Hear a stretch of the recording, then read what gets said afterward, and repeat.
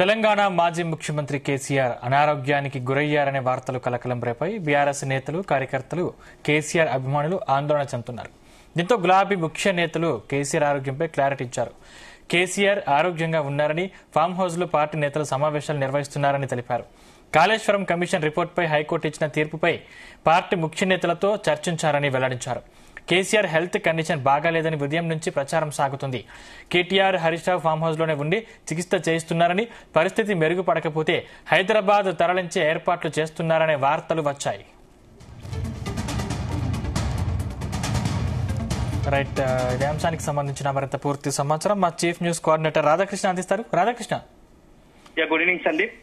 కేసీఆర్ మాజీ బీఆర్ఎస్ అధినేత, మాజీ ముఖ్యమంత్రి కేసీఆర్ ఆరోగ్యంపై కొన్ని మీడియాలో అసత్య ప్రచారం జరుగుతుందని చెప్పేసి బీఆర్ఎస్ పార్టీ వర్గాలు తెలిపాయి.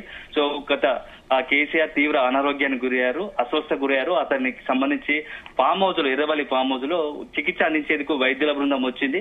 సో వైద్యుల బృందం చెప్పిన ప్రకారం ఆ కేసీఆర్ ఆరోగ్యంగా విషమిస్తే మాత్రం హైదరాబాద్ తరలిస్తారు అని చెప్పేసి కొన్ని మీడియా ఛానల్లో అసత్య ప్రచారాలు చేస్తున్నారని చెప్పేసి తీవ్ర ఆగ్రహం వ్యక్తం చేశారు బీఆర్ఎస్ పార్టీ నాయకులు.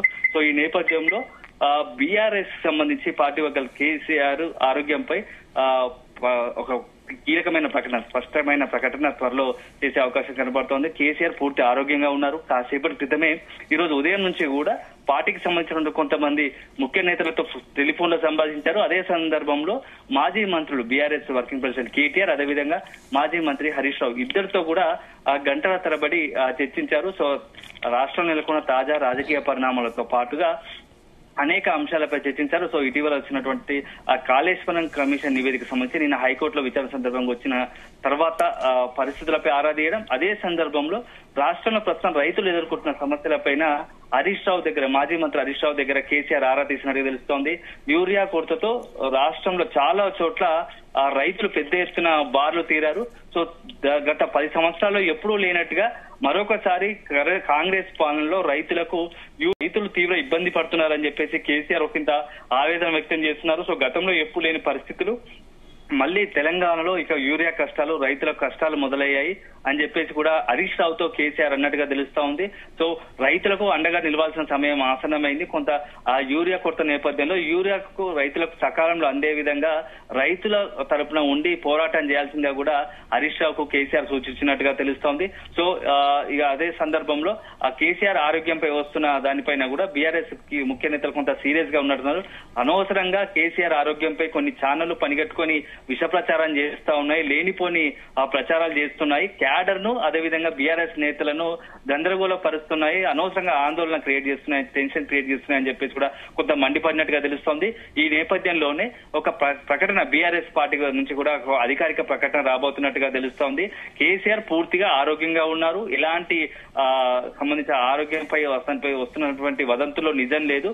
ప్రస్తుతం ఉదయం నుంచి కూడా కాస్త రిలాక్స్ గానే నేతలతో ఫోన్ లో మాట్లాడడం, అదే సందర్భంలో కేటీఆర్, హరీష్ రావుతో కూడా దాదాపు 3-4 గంటల పాటు సమావేశం అవడం, అంతే దాంతో పాటుగా ఈ రోజు కలిసి భోజనం చేసినట్టుగా తెలుస్తోంది. సో మొత్తంగా అయితే కేసీఆర్ సంబంధించి ఆరోగ్యంపై ఏదైతే ప్రచారం జరుగుతుందో అది నమ్మకండి.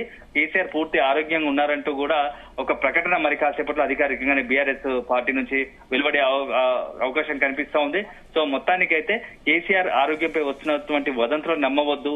అంటే ఇటీవల కాలంలో కేసీఆర్ పలు సందర్భంలో కాస్త అనారోగ్య రీత్యా ఆసుపత్రికి వెళ్లి చికిత్స చేయించుకున్న పరిస్థితులు ఉన్నాయి. ఎందుకంటే పలు రకాల వైద్య పరీక్షలు చేసుకున్నారు. సో 2 రోజుల పాటు సోమాజి కూడా యశోద ఆసుపత్రిలో కూడా కొన్ని పరీక్షల కోసం నిమిత్తం ఉండాల్సి వచ్చింది. సో అప్పటి నుంచి కూడా కేసీఆర్ ఆరోగ్యంపై పలు సందర్భాల్లో అనేకమైనటువంటి ప్రచారాలు, గందరగోళ పరిస్థితి నెలకొంది. సో ఈ నేపథ్యంలో క్యాడర్ కూడా కొంత ఇలాంటి ప్రచారాలు వచ్చినప్పుడల్లా కొంత ఆందోళన చెందుతున్నారు. సో ఇలాంటి నేపథ్యంలో ఇప్పుడు మరొకసారి ఈ రోజు మధ్యాహ్నం నుంచి కూడా కేసీఆర్ ఆరోగ్యంపై రకరకాల ప్రచారాలు జరుగుతుండడంతో దానికి సంబంధించి పులి స్టాప్ పెట్టే విధంగా బీఆర్ఎస్ పార్టీ వర్గాలు కనబడుతుంది. దాంట్లో భాగంగానే మరి కాసేపట్లో అధికారికంగా ఒక పత్రికా ప్రకటన విడుదల చేస్తామని చెప్పేసి కూడా బీఆర్ఎస్ పార్టీ వర్గాలు చెప్తున్నాయి. సందీప్, అంటే ఈ రోజు అంటే మొత్తం మీద కేసీఆర్ ఆరోగ్యం నిలకడగానే ఉన్నట్లు అంటే బీఆర్ఎస్ వర్గాలు ఇప్పటికే ప్రకటించాయి. మొత్తం మీద తదుపరి కార్యాచరణ ఎలా ఉండబోతుంది అనే సందిగ్ధం కూడా కొంతమేర ప్రజల్లో నెలకొన్నటువంటి ఆసక్తిగా ఉన్నట్టుంది. దీనికి సంబంధించి బీఆర్ఎస్ నాయకులు ఏమంటున్నారు? తదుపరి కార్యాచరణ కేసీఆర్ ఎలా ఉండబోతుంది అనుకోవాలి? సందీప్, అంటే నెక్స్ట్ రాష్ట్రంలో మెయిన్ ప్రధాన అంశాలపైన ఒకటి స్థానిక సంస్థల ఎన్నికలు రాబోతున్నాయి. ఎందుకంటే స్థానిక సంస్థల ఎన్నికలకు సంబంధించి ఈ రోజు కాంగ్రెస్ పార్టీ చాలా కీలక సమావేశం నిర్వహించబోతోంది. సో బీసీలకు 42% రిజర్వేషన్ అమలు పైన ఏం చేయాలి, ఎన్నికలకు వెళ్లాలా లేకుంటే బీసీలకు 42% రిజర్వేషన్ అంశం తేలాకే ఎన్నికలకు వెళ్లాలనే అంశం పైన కూడా ఈ రోజు పిఏ సమావేశం నిర్వహిస్తోంది.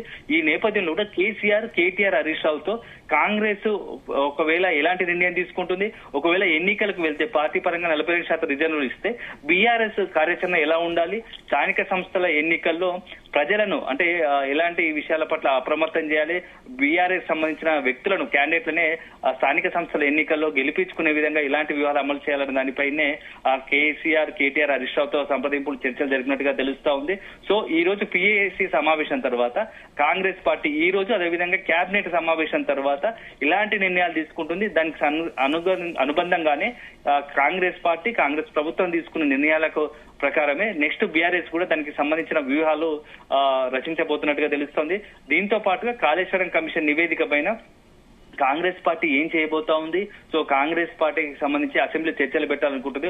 ఒకవేళ కనుక అసెంబ్లీ సమావేశ తేదీలు ఖరారైతే ఆ తేదీల ఖరారైన నేపథ్యంలో కాళేశ్వరం కమిషన్ సంబంధించి చర్చ జరిగితే అప్పుడు పార్టీ ప్రణాళిక ఎలా ఉండాలి, ఒకవేళ వీలును బట్టి హరీష్ రావు, కేటీఆర్, ఇతర జగదీష్ రెడ్డి లాంటి ఇతర సీనియర్ ఎమ్మెల్యేలే కాంగ్రెస్ పార్టీకి సంబంధించి కౌంటర్ అటాక్లు ఇస్తూ కాంగ్రెస్ పార్టీని ఇరుకున పెట్టే విధంగా కాళేశ్వరం కమిషన్ నివేదికపై చర్చించాల్సి ఉంటుంది. ఒకవేళ కేటీఆర్, హరీష్ రావుతో కూడా కాకుండా అవసరాన్ని బట్టి తానే స్వయంగా కూడా అసెంబ్లీకి వచ్చి కాంగ్రెస్ సంబంధించి పూర్తి స్థాయిలో కమిషన్ పై చర్చలో పాల్గొనడానికి తాను సిద్ధంగా ఉన్నామని చెప్పేసి కూడా హరీష్ రావు, కేటీఆర్ తో కేసీఆర్ అన్నట్టుగా తెలుస్తోంది. సో ఒకవేళ కనుక ఇన్ని రోజులు కేసీఆర్ అసెంబ్లీకి రాలేదని అనుకున్న నేపథ్యంలో కాళేశ్వరం సంబంధించి చర్చ జరిగితే మాత్రం అవసరాన్ని బట్టి, సిచ్యువేషన్ బట్టి డైరెక్ట్ బీఆర్ఎస్ అధినేత కేసీఆర్ రంగంలోకి దిగి కాంగ్రెస్ సంబంధించి అన్ని ప్రశ్నలకు, కాంగ్రెస్ లేవనెత్తే అన్ని అంశాలకు ధీటుగా సమాధానం ఇచ్చే అవకాశం కనబడుతున్న తెలుస్తా ఉంది సందీప్. Thank you Radhakrishna.